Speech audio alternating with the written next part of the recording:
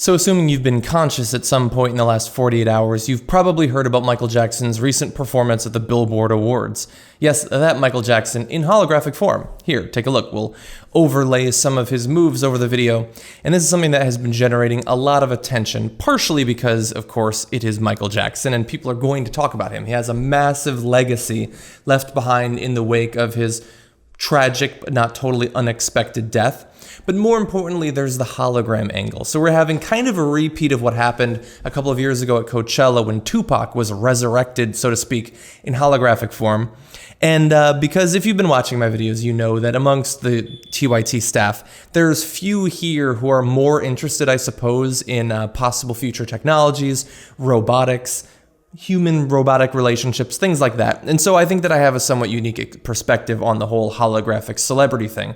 It's been causing a lot of controversy. A lot of people don't like it, and I understand why.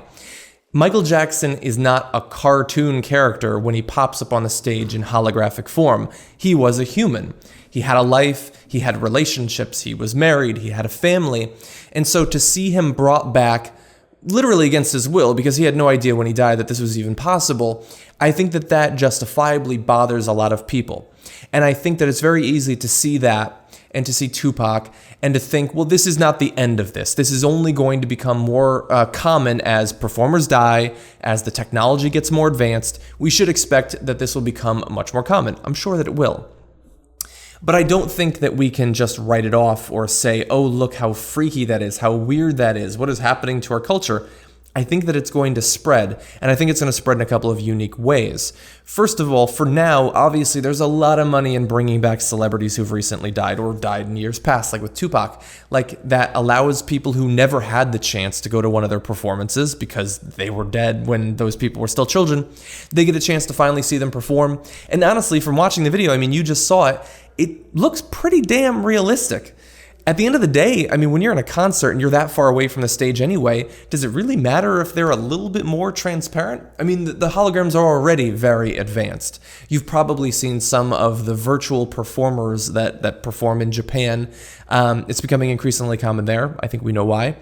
And so I do think that this will become more common. Now, if we put aside for a minute the whole dead celebrities being brought back thing, I expect it almost certainly, at least in music and probably in movies and TV as well, we're a decade or two at most from having celebrities that have never existed in a physical form. I mean, we kind of have that now. Think about it, like watching Archer or something like that.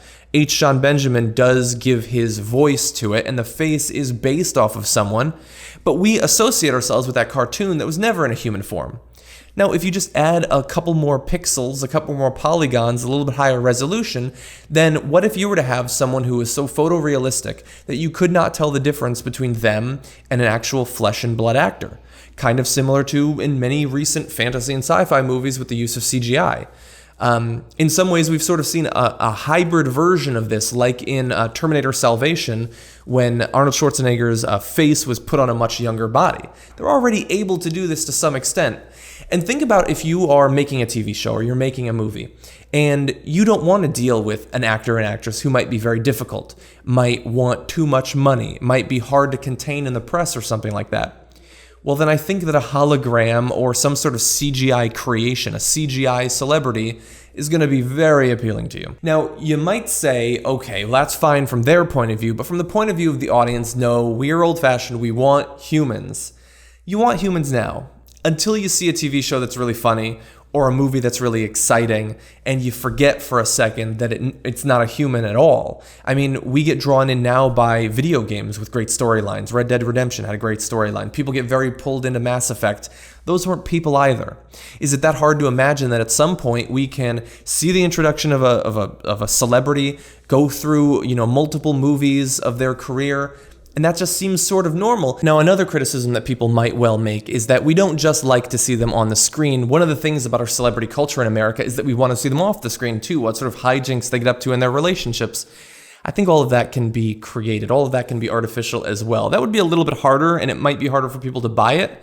But look at reality TV. People get obsessed with these lives that they supposedly see, the real lives of these people, and those are all done up for film. They act off camera to generate publicity. How much more real than a hologram is Snooki at the end of the day? I think that we just need to get ready for both holograms and also to some extent for robots, which I've talked about in previous videos.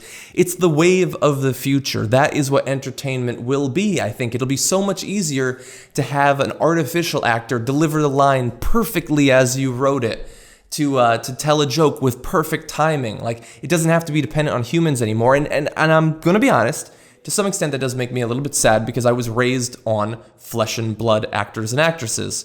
But I think it's hard to imagine that in 20 or 30 years, you're not gonna be clapping along from the antics of an artificial performer. Maybe that's crazy.